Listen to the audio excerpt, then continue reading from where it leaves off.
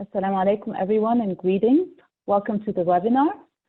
I'm excited for today's webinar. It's part of the Global Islamic Economy Report webinar series organized by Dinar Standard and Salam Gateway and supported by the Dubai Islamic Economy Development Center. And today's topic is Muslim-friendly travel market prospects in a post-COVID-19 environment. Now, our panelists come from diverse backgrounds. We're missing one of our panelists, but Geet, who I'm hoping will be able to join. But we'll get started. I'll introduce the panelists we have right now. And then once Geet joins, I'll introduce him before we start our discussions. So I'll start with you, Benjamin, since I see you on the top of my, my screen. Benjamin is a sustainable tourism expert. He's based in Scotland and has been working in tourism for 30 years and has experience in more than 50 countries, including many in the Muslim world. He's currently advising companies and destinations on their COVID strategy and recovery, with a particular focus on tourism as a driver of sustainable development. Thank you for joining us, Benjamin. Thank you, and happy New Year. Thank you. Happy New Hijra year to you and to everyone, and thank you for the reminder. Mohsin Tutla is the chairman of the World Hajj and Umrah Convention, WHUC. And Mohsin is a leading consultant in international Hajj and Umrah affairs. He advises many governments on Hajj and Umrah issues. And in the span of 7 years, Mohsin grew WHUC to be the #1 Hajj and Umrah sector professional meeting point. And Mohsin is the author of the Hajj Under Pandemic Conditions White Paper, which was recently launched. And I see that Geet, welcome Geet, thank you for joining, and perfect timing, because I was doing the panelist introduction, so I'll go ahead and introduce Geet. Geet is the co-founder and CEO of Holiday Me. Holiday Me is an online travel agency based in Dubai. And 2 years ago, the company raised $60 million in funds and acquired TripPlus, a Muslim-friendly OTA, online travel agency based in Southeast Asia. Shortly after, the company launched Umrah Me, which provides customizable Umrah packages and is one of the first travel agencies to get licensed by the Saudi Ministry of Hajj and Umrah to offer visas through its portal. Thank you for joining us, Geet. Thank you very much, Reem. And my serious apologies for being a little late. I was struggling to find the link. So I got a little confused about that. So my apologies for no worries, and actually perfect timing, because we were just doing the introductions. And before I get into discussions and asking the panelists some questions, I'd like to set the stage kind of for what we'll be talking about. And I'd like to share a presentation, a few slides from a brief that we have prepared on the post-COVID-19 travel prospects and future of travel post the crisis. So I'm going to share a few slides, mainly focusing on the impact on the industry, and then focusing on signals of what we see happening in the future based on some of the signals that we're seeing now. So I'll switch to that. And I'll be going through just focusing on the slides, but just briefly in terms of pre-COVID, I wanted to share that, as most of you know, the travel and tourism industry was worth $9 trillion and accounted for over 10% of global GDP. Now, this just shows you the size of the impact in terms of what's going on. And some insights and figures on the industry. I won't share these figures right now. I have some updated figures from UNWTO. So UNWTO estimates that in the first 5 months of this year, from January to May, the industry has lost a total of $320 billion. And the United Nations Conference on Trade and Development forecasted that for the whole year, the amount could reach $2.2 trillion. Now that's a huge impact on the industry. And in terms of jobs, the World Travel and Tourism Council predicts that about 200 million travel and tourism jobs will be lost. And then from here, from this slide, I wanted to share some facts and stats on SMEs. So according to WTTC, the World Travel and Tourism Council, 80% of the travel and tourism industry is composed of SMEs. And they are definitely heavily impacted by the crisis, and it's very difficult for them to cope. And actually, the Organization for Economic Cooperation and Development predicts that over 50% of SMEs won't be able to make it in these next few months. Now, this is a very grave prediction, and I know it will come up in our discussions in terms of asking you how you yourselves are coping and how you see small businesses coping. But I wanted to set the stage and share some of that. But kind of on some positive notes, I wanted to share that despite everything that's going back and despite the setbacks, some investments have been secured even during this crisis. So Norwegian Cruise Line raised $400 million. And I should mention also that the Saudi Investment Fund, PIF, has invested in Carnival Cruises. And startups have also been successful in raising funds during this crisis. And two examples that I have is Fly Now, Pay Later, which is UK-based, and the Hotel Data Cloud, which is UAE-based, and they were able to raise $350,000. And the company is based on travel, focuses on travel technology. Traveloka has raised $250. This needs to be updated. $250 million during this current environment. And Thayer Ventures is a venture capital firm that raised $80 million to invest in travel technology, travel and transportation technology.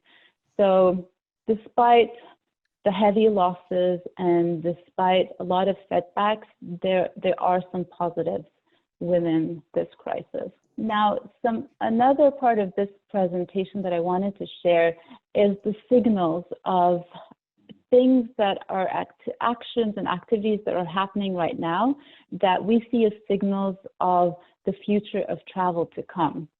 And we've identified a total of 13 signals. 8 of them reflect on the industry, and then the other 5 on the government.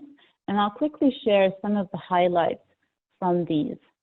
So definitely hygiene, I mean, we've all witnessed that. It's become an important criteria when a traveler, when they decide to travel, they'll have to look at safety and hygiene at the destination, in terms of the airline that they're choosing, in terms of the hotel. So it's become a criteria, and there are many safety, health and safety stamps that have been launched by either by hotels privately, working with hospitals, working with insurance companies, and then the World Travel and Tourism Council have launched their own safety stamp as well. So this is something that we're seeing that will continue post this crisis, as it'll always be a looming threat. And then the second signal, which is we see as positive, is the contactless travel innovation. What we've witnessed in the past few months is that innovation has accelerated in terms of travel technology in a way that we didn't expect. So innovations that company leaders had slated for the next 10 years or so, they're implementing quickly within these few months in terms of having touchless interactions at hotels, so kiosks at hotels as well as airports, contactless payments and touchless payments, and also robotics being used in hotels and also in airports, for example, in cleaning and hygiene. So this is something that's an important signal that we feel will continue. These developments will continue. And number 3 is the rise in domestic travel, and we've all witnessed that.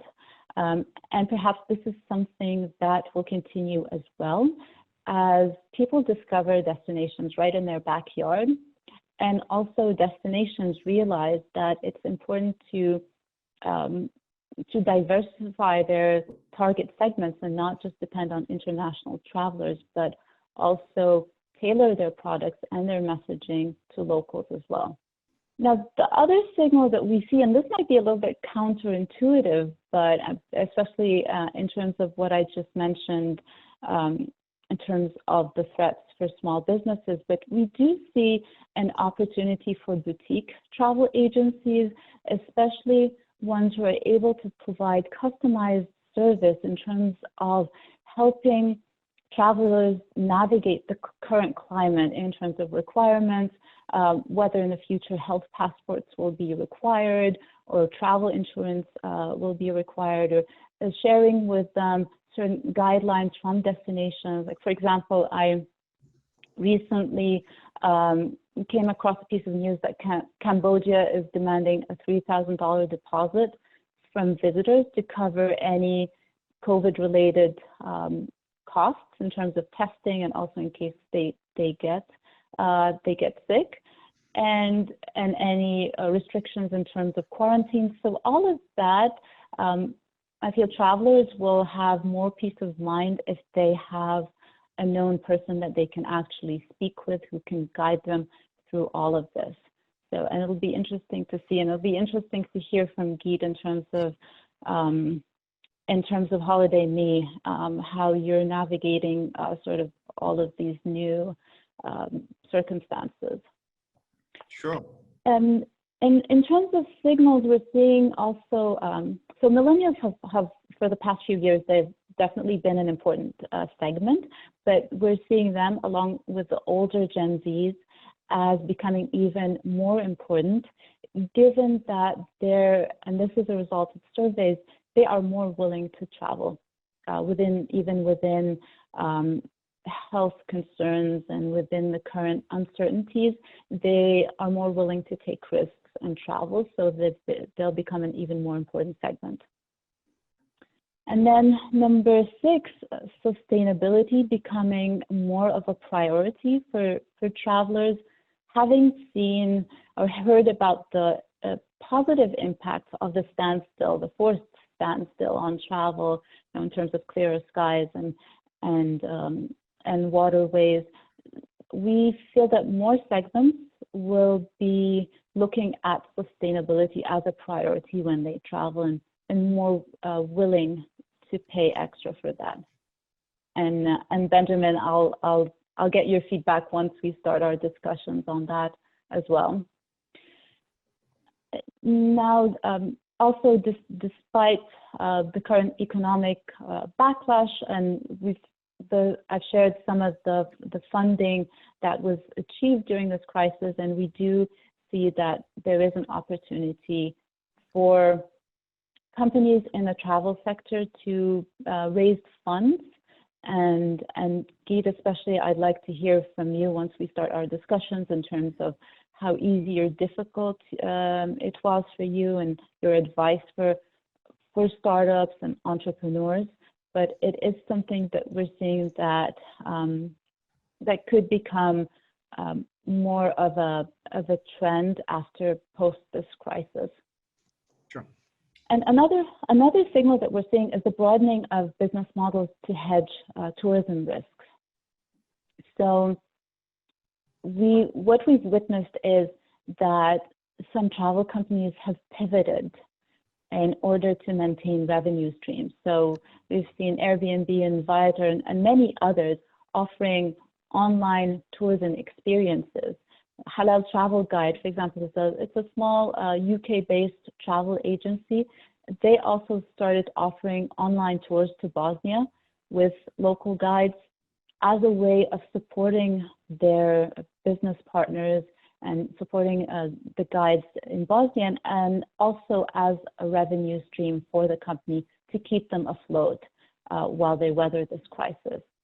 And Air Canada also recently started offering live streaming of their videos, of their content online to their loyalty program members. And this can definitely be a service that can be extended to others as well in exchange for a fee. So we're seeing hotels offering, for example, laundry services. We're seeing restaurants focusing on delivery and delivering groceries as well. So businesses have had to pivot or widen their business model in order to hedge this crisis, and perhaps this is something that they'd continue in the future to hedge tourism risks in case of any other threats in the future. So that was in terms of the industry. Now, in terms of governments, it's become absolutely clear that there has to be preparedness in terms of any future crisis, whether it's related to a pandemic or other. And also, it's become very clear that they need to be ready to support small businesses, since they are a huge part of the industry, and they become heavily impacted whenever there is a crisis, and also because of jobs that are tied to these small businesses. And the next signal is in terms of regulating hygiene and safety. Now, we've discussed the different certifications that have come up, and this hasn't been regulated.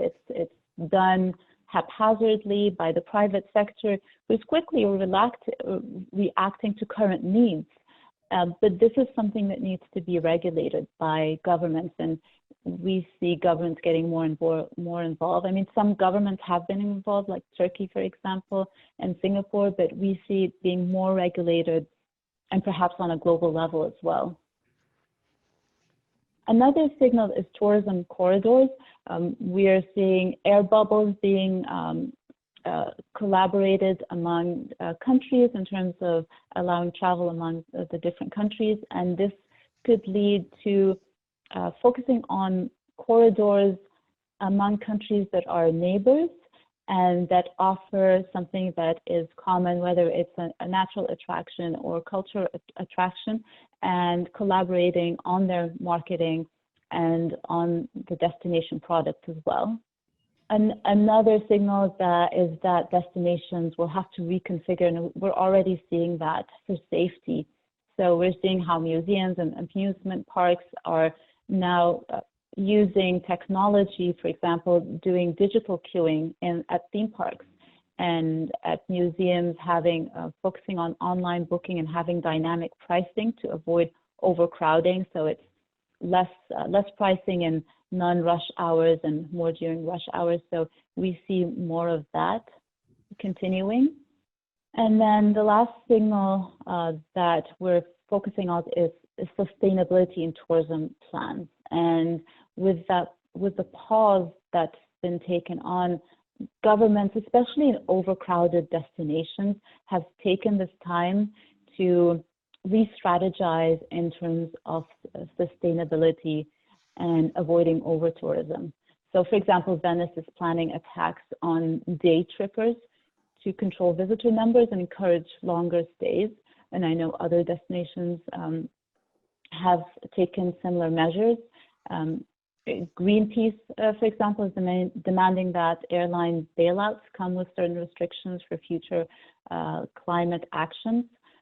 So these are some things that are going on. Now that is all I wanted to share for now, because I want to make sure we have enough time for our panel discussions and Q&As. And I wanted to ask the audience, if you have any questions, please add your question as in the Q&As, and we'll try as best as we can to ask the panelists.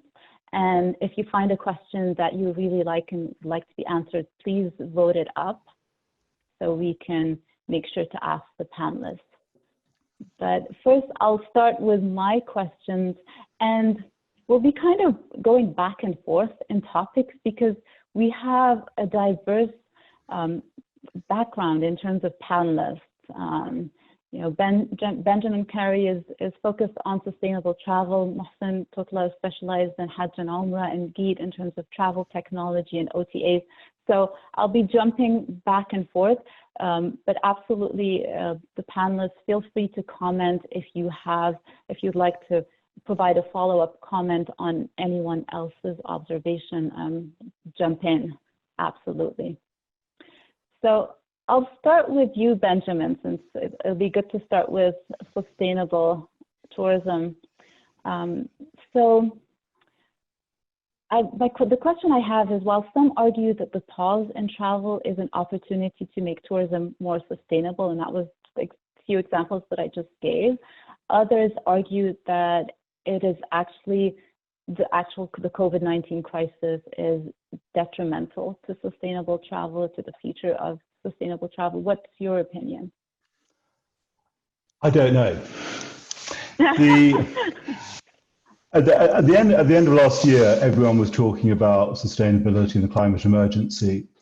In Riyadh in November, sustainability is supposedly very much on the agenda. But COVID seems to have slightly pushed sustainability down the agenda. What you were saying about Greenpeace encouraging governments to make it a condition that airlines take climate action. I think that most airlines, the big fixed asset operators, cannot afford to change.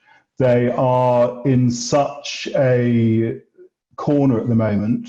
Their margins are too small that they're like the Titanic. They cannot change their operating model, and actually they just want to get back to where tourism was before. IATA was initially suggesting it would be 2 or 3 years before tourism recovers, and now they're saying actually it's going to be more like 4 years. UNWTO is saying that tourism is going to collapse by 78% this year. I think it is going to be a very, very serious break, and I would like to say that sustainability is going to be high on the agenda coming back. But I suspect that the large operators are actually going to struggle to change. A lot of them are now saying that they're postponing a lot of the initiatives they were planning to take. And I think it will depend on the smaller community-based boutique operators who are more agile and can change more quickly. So I think yes and no is probably the answer. And that actually makes sense. It makes a lot of sense in terms of, while theoretically we should take that pause to reconfigure in terms of travel being more sustainable, but at the same time, the economic impacts are a reality, and it does cost more in the short term. So certainly, I know so many people who've lost their jobs over the last 6 months, and people who with a vast amount of experience in tourism who are very innovative, and what the industry needs is innovation, and losing that expertise is going to be a real struggle over the next couple of years. Yeah, so it's a challenging time. Yes, indeed it is. I'd like to ask Geet, in terms of Holiday Me, how have you as a company responded to the crisis in terms of the company, your employees, your partners, and has the crisis impacted your future strategies? Right. So being in travel, I mean, you can't escape, getting impacted in a situation like this, right? So we've had to obviously take, some hard decisions on the business in terms of figuring out, how do we want to kind of navigate through these times and stuff. And part of it has been to reduce cost structures and, just to ensure that there is, existentiality, right? I mean, it's all about survival at this stage. for majority of the companies, I would say. And so we've had to kind of take some steps in that direction. We've also had to figure out, as a group. So while I say Holiday Me is one of the companies of our group, right? So we have 3 companies. We have Holiday Me, which is in the leisure group. We have Umrah Me, which is in Umrah. And we have TripFest, which was a company, like you mentioned, we acquired a couple of years back, which is into Muslim travel, Halal travel, and so on and so forth, more focused on Southeast Asia. And so we've had to also kind of figure out, align our strategy, not only based on what we see now, but how we see travel coming back. Our view is that Umrah, for example, will come back sooner at sustainable levels vis-a-vis, let's say, leisure travel, especially in the markets that we operate. So leisure travel will come up, but it'll still take a little more time. So our alignment from a business future perspective is more towards Umrah. Umrah was also a business that that quickly became the largest part of the group. So our focus continues to be on that side of the business. On top of that, I think the way we've really been thinking about it is also using more and more technology to ensure that we're building our entire platform for scale, so that even in future, it essentially means that we can kind of start our business not necessarily with increased cost structures, right? So just having technology components to do a lot of automation. And so, we've just had to kind of rethink how we do business, how much more automation can we bring in to ensure that our cost structures don't kind of come up at that level. Because like Benjamin mentioned, there's been, many kind of theories out there saying that, it's still 3 to 4 years at least before travel returns to normal levels. And if that's going to be the case, as a company, one's got to be very, very careful and mindful of what cost structures do we want to live with, right? So automation is one part. And the second part is what within travel that we do is going to come first. And so our view is that Umrah and religious travel is going to come first. And so our focus is kind of, more inclined towards managing that part of the business. So you mentioned very important points, and I'll get back to the technology component, ask you more later on that. But since you mentioned Umrah, I wanted to switch to Mohsen and ask you, Mohsen, so I know you work closely with Hajj and Umrah agencies. Most of them are small and medium enterprises and even micro enterprises. How have they fared with everything that's going on in terms of really the shutdown of Hajj and Umrah for international visitors? I imagine some of them must have gone out of business. Like, how are they coping with the crisis? And what do they need? Like, what do they need from governments? What do they need from the business community in order to survive? I definitely agree with you. The Hajj Umrah industry, as soon as the notification was given earlier on in February that Umrah itself would be postponed, impact, as well as operational impact. The biggest impact that I've seen that the companies actually have taken is the loss of qualified staff, because they were unable to sustain. So these staff have now moved on. So imagine the challenge that's going to be is how do you rejuvenate an industry like Umrah or even Hajj when the quality of staff or people that have experience are no longer with you. That's been the biggest detriment. So a lot of them have been able to sustain themselves. They've cut their costs. So for example, profitability is not there. They've cut their costs by laying off a lot of staff. So a lot of the companies are not going to go under from the experience that I've had. They're treading water at the moment just by standing still.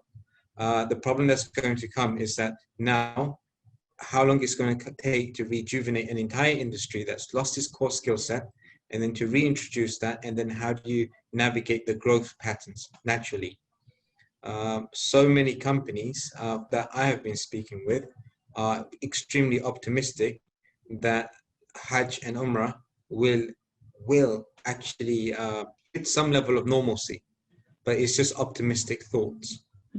And Mohsen, I'll get back to you in terms of the white paper that you prepared, because I'd be interested to learn more in terms of that and the future of how Hajj and Umrah can be managed even within the loom of the threat of another pandemic. But I'd like to move on and talk more about destinations. And Benjamin, so you've advised destinations emerging from crisis and conflict in the Middle East and elsewhere. So what's your advice to destinations on how to recover from the COVID-19 crisis? I think there's two things. Well, one is honesty and one is affinity. I did a strategy for Sierra Leone after Ebola. I've worked in Egypt after terrorism, Iraq and Yemen after previous conflicts. And it's important to recognize that some areas are safer than others, and just to be completely honest with your potential customers about where is safe, because if you are honest and open, transparent, people will trust you and they will come. The problem with COVID is that it is so global and universal. It's risky traveling anywhere until there's a vaccine. So it is really problematic. Most of the destinations I'm working with at the moment, I'm looking at how you can encourage affinity groups back. So when I was working in Sierra Leone, it was looking at medics who had worked on the Ebola crisis in West Africa, people who saw that it was a beautiful country but hadn't had a chance to travel. In the Middle East, it's the diaspora from around the world, people who have connections and they can travel safely because they have local guides, their family and friends. And so if you can encourage people to connect with their friends, they can travel safely, have a travel bubble where people know who is or hasn't been infected, and work with that as the seed of recovery. I think it's a mistake to do big, everyone come back, it's all safe, because it's demonstrably not true. But come and visit your friends, come and visit your family, bring some money back to help the local economy. The global south has been hit hardest by this pandemic. And if there are ways of bringing the diaspora back to those areas of the world that are most hit, and this also includes through halal travel and showing that there is halal food, halal hotels available in many countries around the world. It's just giving confidence to get people to travel again. And I think diaspora and affinity groups are really the way to go. Thank you, Benjamin. And now, so since we're on the topic of destinations, and since Mohsen, you're speaking to us from Jeddah, and I know Holiday is heavily involved in the Middle East, GCC, and Saudi Arabia. My question is focused on Saudi Arabia specifically.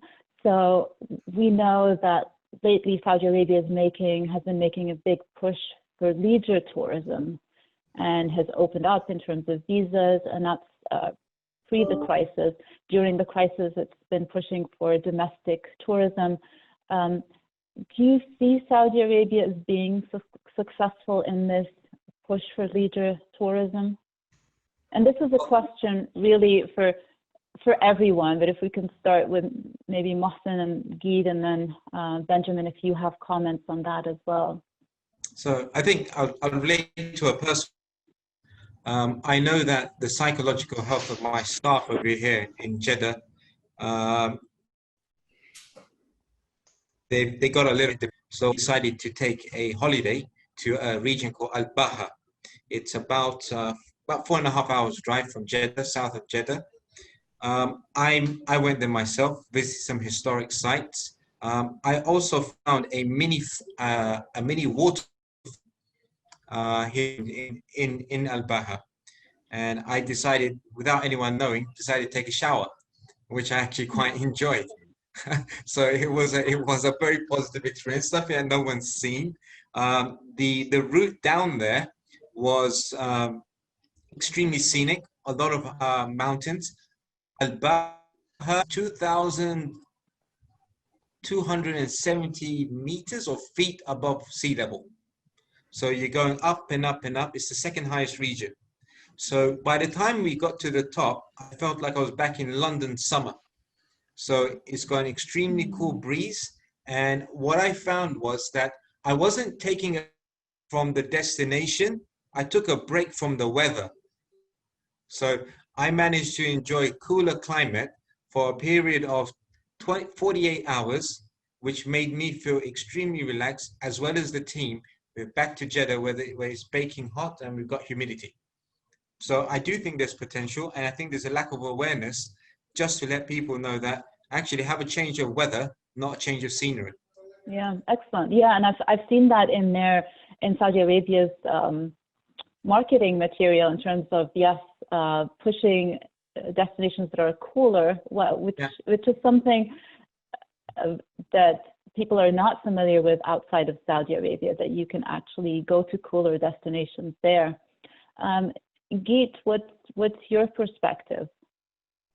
So I think, I mean, I don't know how many of you have kind of recently seen some of this stuff that the Saudi Ministry of Tourism and Hajj have come together and started positioning as well, where they want to essentially cross-sell, right? So there is news around them coming together also from a technology standpoint to offer products on a common platform. So, let's say if you were to book Umrah on the same platform, you possibly had the opportunity to, maybe take some tourism products, right? And I think that's the right way to go about it. Saudi Arabia clearly is a very, very unexplored, raw place, which has some really exciting places to go about. Now, of course, it's going to take a little while because, one, people need to be made aware of, where to go for what kind of activities. Two, I think there's some time before infrastructure development starts happening. COVID has clearly not helped. Because some of that investments, and I know of some of those investments which are happening, are slowed down and stuff. But having said that, on the other side, there has been a massive boost in domestic tourism, given the lack of opportunities. So, like Mohsen said, I'm sure there's plenty of others. I know at least a couple of other friends who've tried to explore another region called Taif, which is, again, a cooler place, mountainous region, and so on and so forth. The way I kind of see it, I think this is, this is like developing any new market for that matter. The Saudi Tourism Board's got to play a role. It needs to work more efficiently with, for example, the more successful partner, which is Umrah, right? So everybody knows Umrah. There's millions of people who come for Umrah. And that is a significantly potential market that already exists. And let's say if you were to even divert 10% of those passengers to explore more of Saudi, that's a significant number and good amount of revenue and stuff. And of what I know and what I've heard from multiple people is that I think the government is already thinking on those lines. On our tech platform, which is Umrah Me, which is, let's say, being used by about 6,000+ agents globally, we are also thinking about how can we on our own kind of activate some of that into enabling some of these travel agents to cross-sell these opportunities, right? And it works for them, it works for us, it works for Saudi Arabia. So that's the way we kind of think about this. Yeah, absolutely. It makes a lot of sense in terms of, and I know that has been going for a couple of years in terms of like Umrah Plus, the push on that. Benjamin, what's your take? And outside of like Umrah Plus, do you see travelers coming to Saudi Arabia as a tourism destination?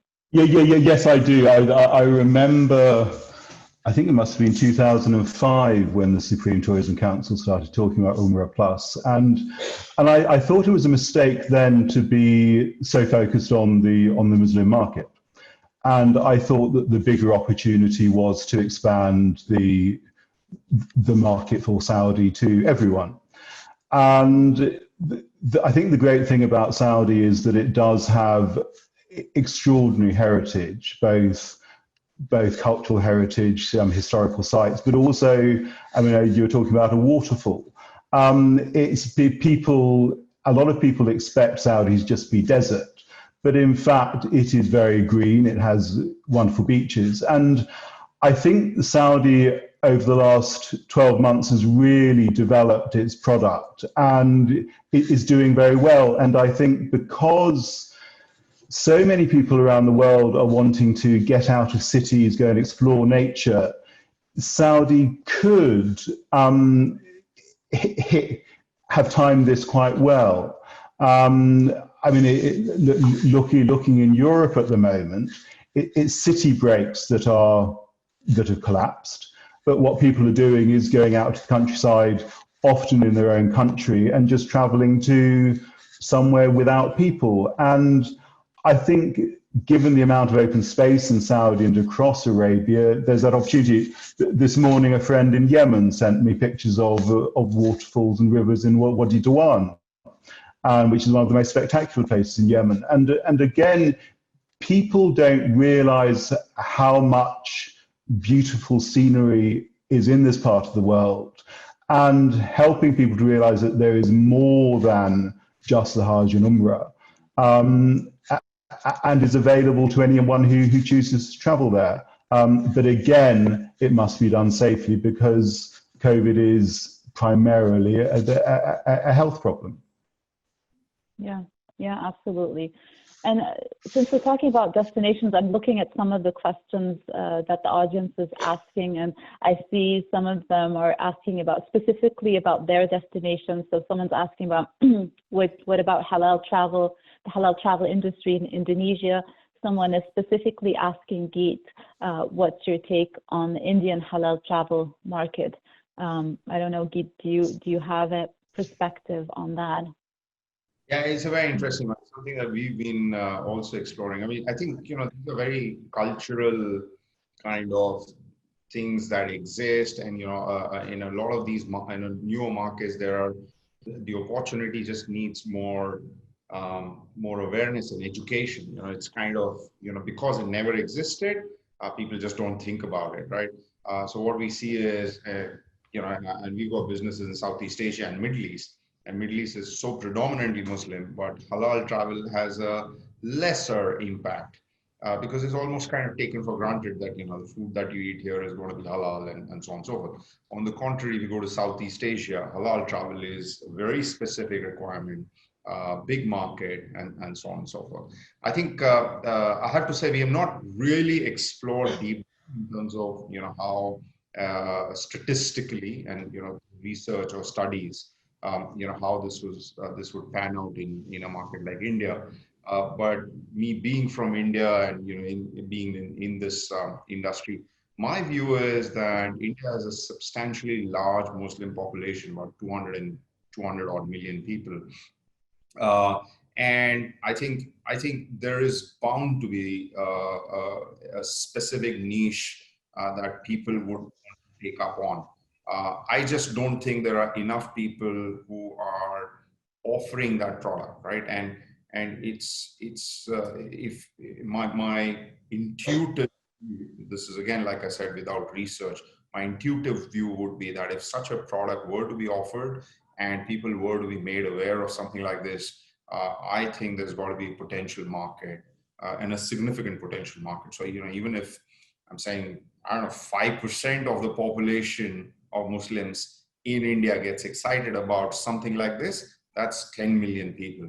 And of that, only 10% decide to travel in 1 year, that's another million people. That can make a big company. So I think that's the way I kind of think it, because there's literally no one doing it. And, like Steve Jobs said, once when he said it, is that people often don't know what they want. till they see it, right? So you've got to be, you give it to them, and then, they know that they wanted it. And so for me, I think a market like India can be a very, very interesting opportunity for halal travel. Mm-hmm. Yeah, absolutely.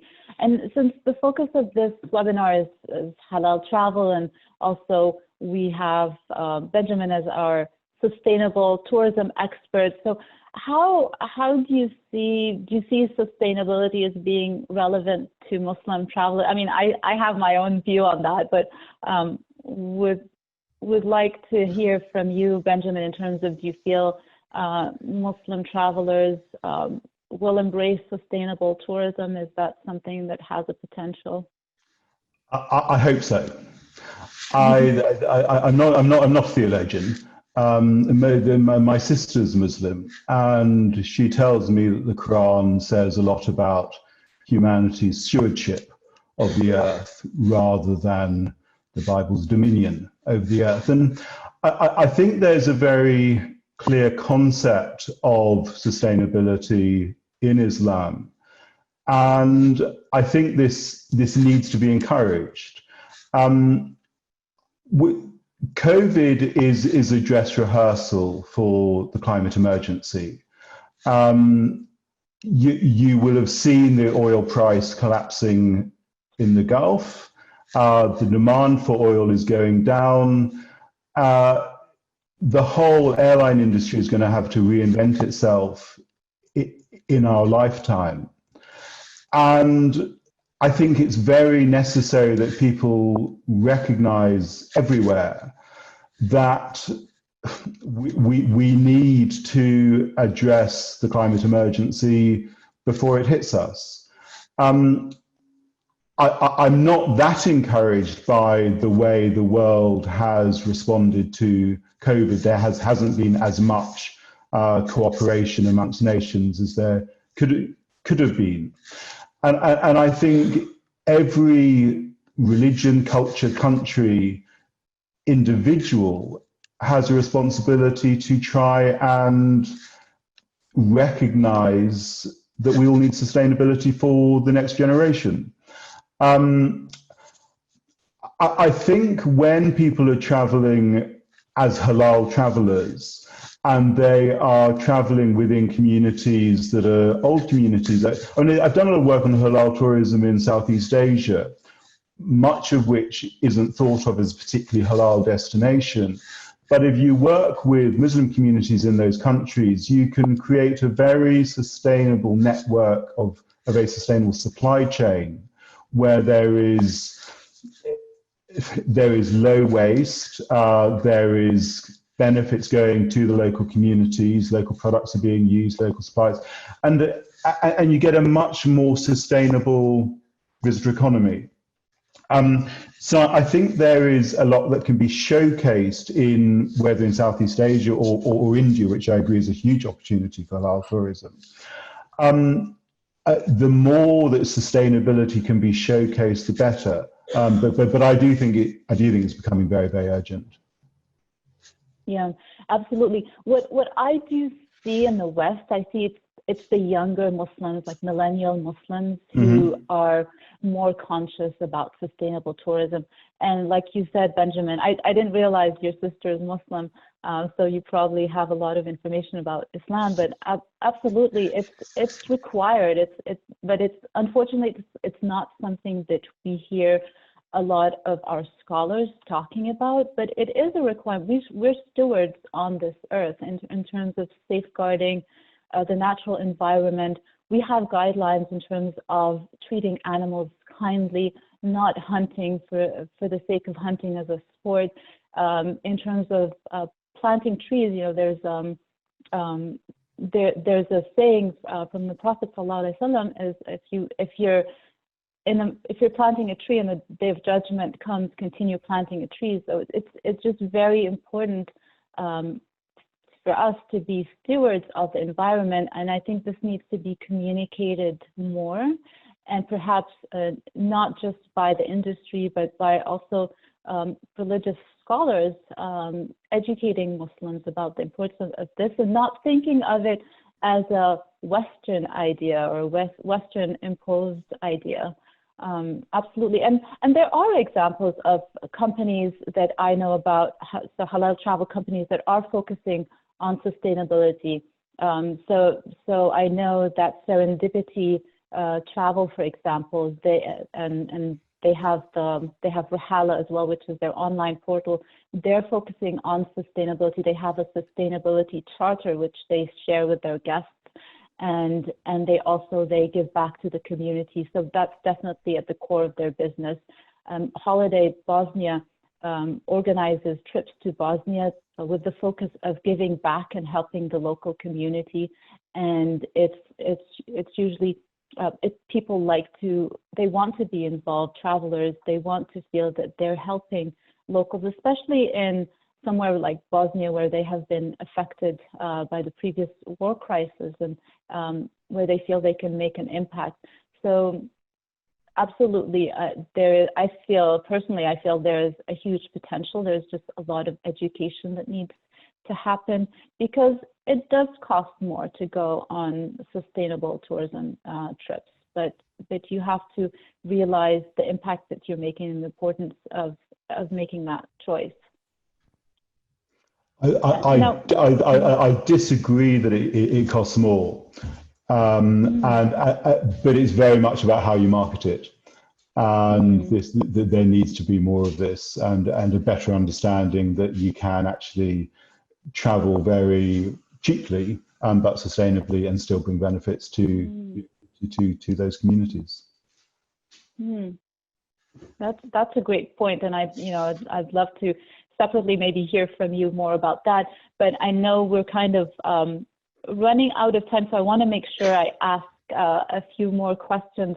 Mohsen, in terms of sustainable, there's been, for the past few years, there's been a kind of a green Hajj movement and effort. What is do you see that succeeding, or do you see the impact of that? What's your view in terms of making Hajj and Umrah greener and more sustainable? So in 2017, appointed as a consultant to Bin Laden, and Saudi Bin Laden, their sister company is called PPMDC, which actually operates the Hajj terminal. Looking at the Hajj terminal, we identified a key opportunity, which was that we could actually use very strong messaging about being eco-friendly right at the start of Hajj, which would be at the airport terminal, informing people that they need to take responsibility behind cleanliness, littering, as in sending very positive messages from the airport, as well as then when they're going back to return back to their countries. I think the airports could play a significant role in doing that. There was something very interesting I learned. There was one company that was trying to offset carbon footprint by trying to put a concept, which is that those people that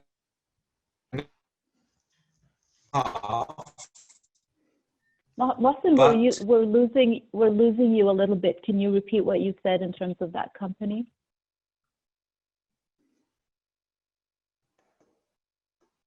Oh, I think Mohsen's having technical. Sometimes what's happening is that people have passed away and people are trying to make Hajj on behalf of their parents. But rather than sending family members from their country, why don't we just recruit people from Saudi Arabia, local to Mecca?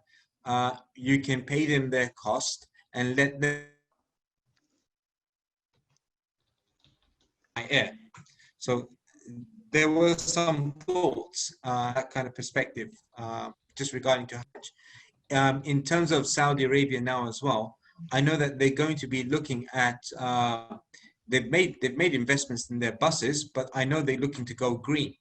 And one of the ways why green is that there's a lot of pollution that takes place, not just like pollutants from fuel, but also noise pollution, the load of vehicles. So they're looking to go heavily towards electric. So imagine that you've got electric mobility in Mecca, especially when you've got that congestion. Now it's going to be good for people's health as they're not inhaling the amount of smog, and it's going to be more silent. So they are taking initiatives over here. And that's something that's actually very welcome. By the way, just a quick note, Geet, I'm very happy to see you over there. I was looking for you once upon as a conference. We had, you mentioned the online travel agency, which is a very big thing. It's the new trend in Hajj. It's going to change the dynamics. And I know that Umrah Me is one of the leaders there, rightly mentioned.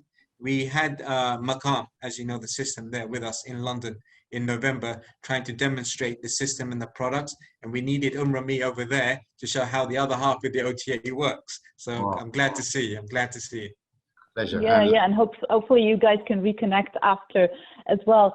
I know we're approaching the hour, but let's take about like 7 minutes or so. I wanted to take another question from the audience, and actually it's related to a question I had, and so it's on travel technology, Geet. So let me read the audience. So it's from Sadiq Ismail, and he's asking it to all of the panel, but I think maybe specifically, Geet, I feel it's relevant to you.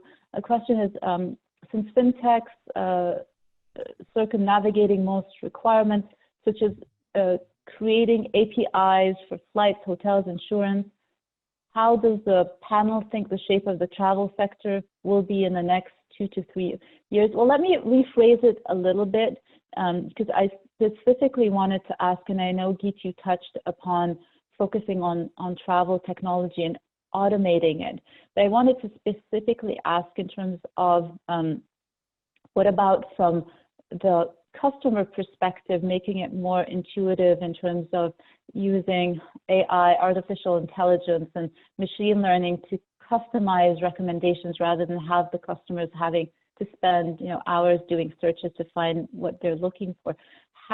What travel technology do you have in mind for the near future in terms of Holiday Me?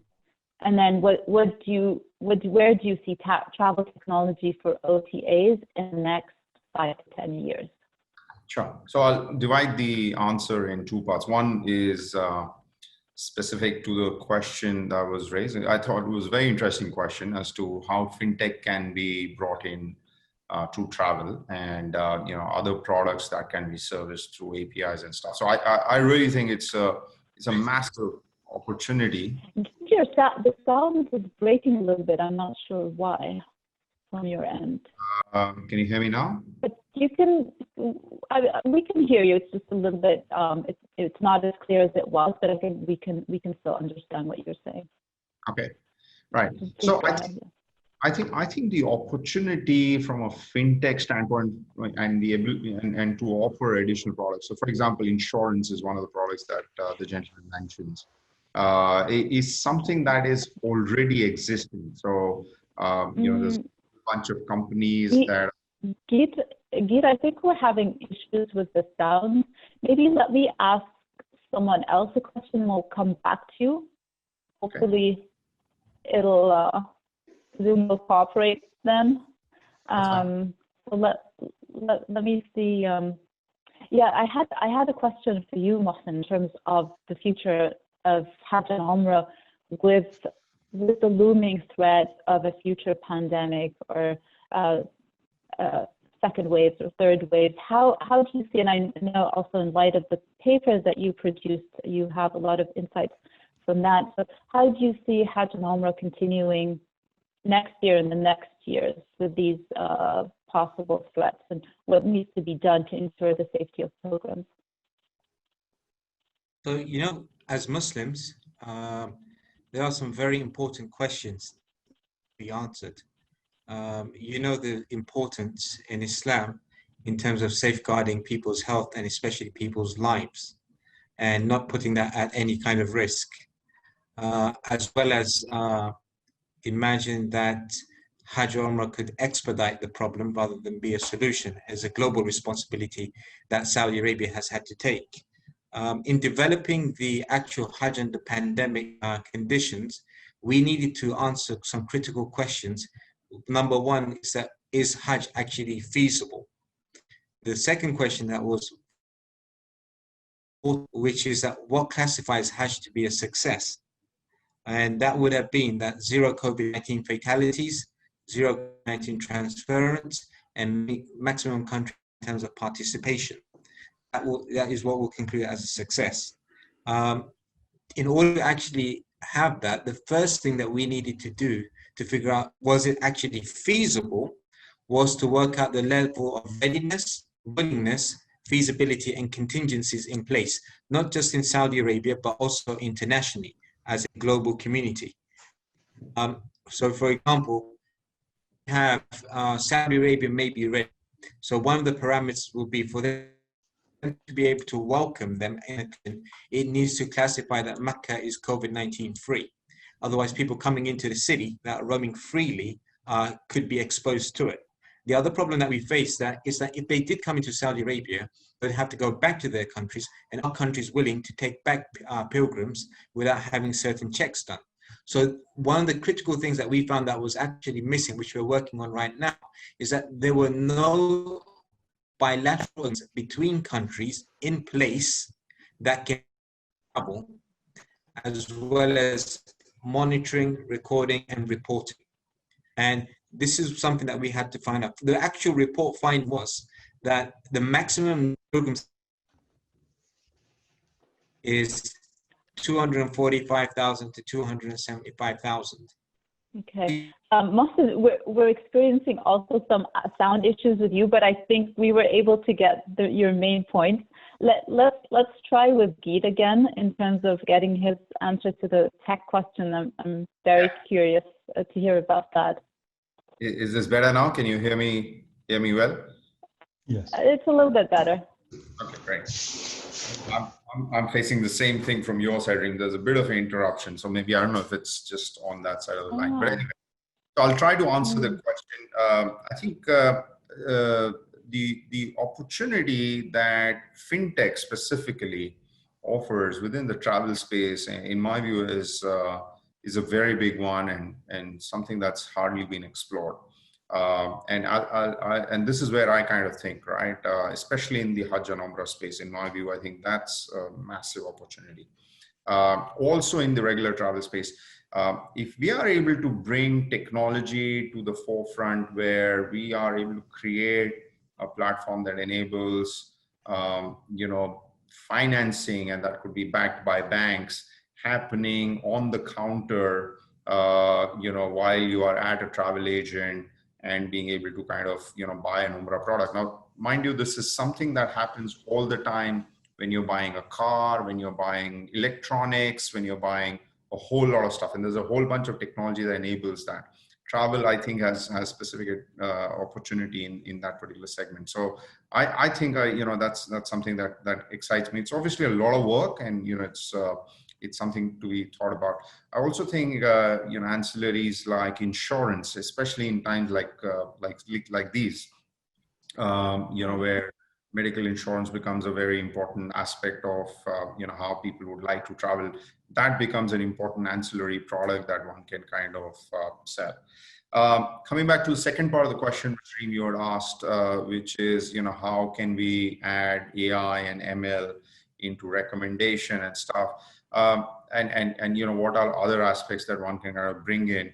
I think from an AI perspective, a lot of work is already happening within the travel industry globally, right? So there is a whole bunch of recommendation engines that exist today, based on all the data that you've collected, and kind of being able to specifically, let's say, make recommendations, right? So for us, we were working on something, just pre-COVID. We kind of, did not manage to test it out as much as we would have liked, of course, with no more data available.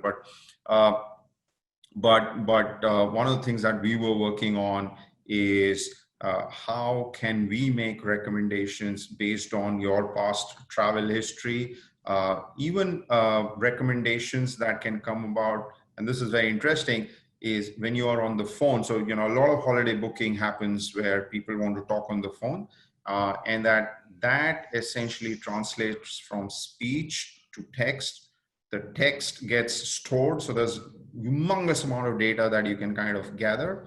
And that data then, further on kind of matches to, what people like to buy, right?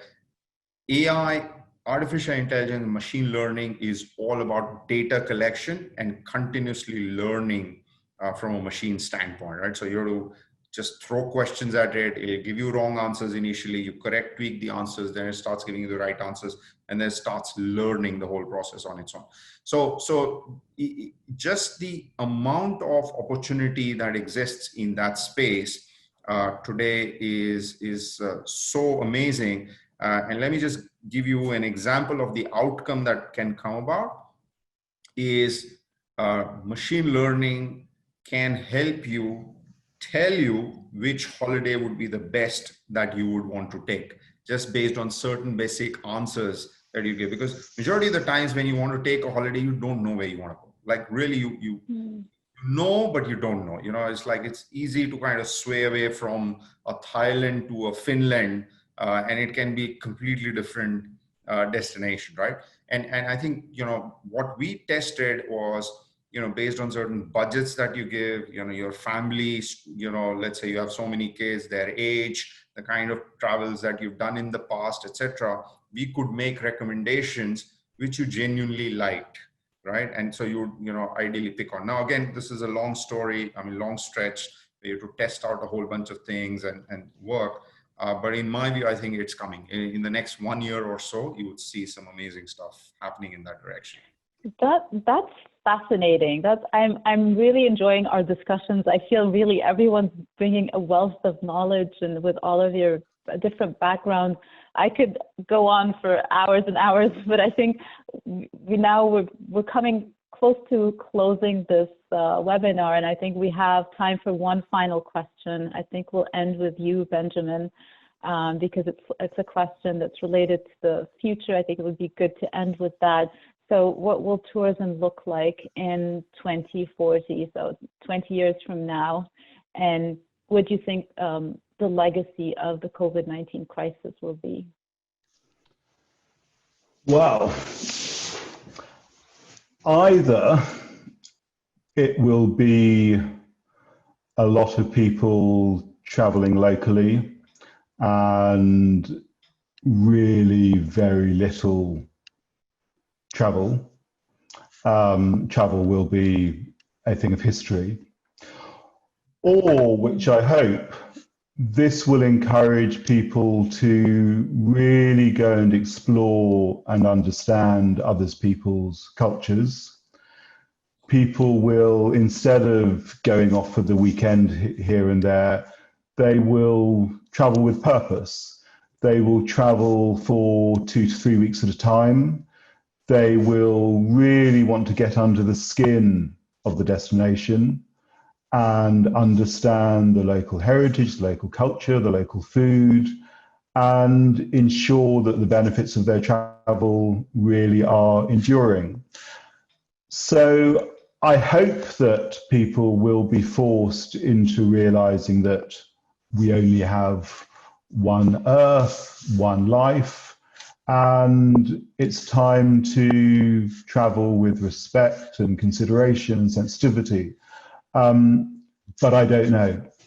I'm hoping that this will be a really big nudge that the world needs.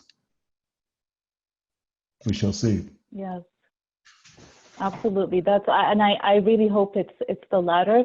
I just wanted to share a remark from Rosie Osman. She's saying, with regards to sustainable travel, especially during Hajj and Umrah, which should lead to the demonstration of Islamic virtues, I suggest that travel agents be given the task to ensure compliance. Maybe merit, demerit points are given for renewal of their licenses. Now, we don't have time to discuss, but I just thought it was a very interesting comment. I noticed that comment, and I think it's a really interesting proposition.